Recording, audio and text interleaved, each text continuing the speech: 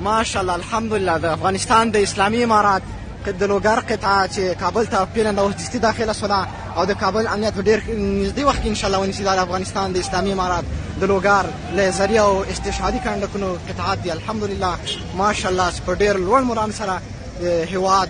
ساتلو لپاره د کابل پلازمینې هر ښار ته داخل شول الحمدلله ماشاءالله د تکبیر انګازي دي چې د کابل ښار یې لړزان کړی ده ماشاءالله الحمدلله الله تعالی ځانګړي نصرتونه دي د ښار ټول واټونه د اسلامي امارات تر کنټرول لاندې دي او دې خوا ته د ارګ ماڼۍ وجود لري د اسلامي امارات قطعات راغلل ماشاءالله مجاهدین په ډېر پیمانه کې هلته وجود لري ماشاءالله مجاهدین د حرکت په حال کې تر څو د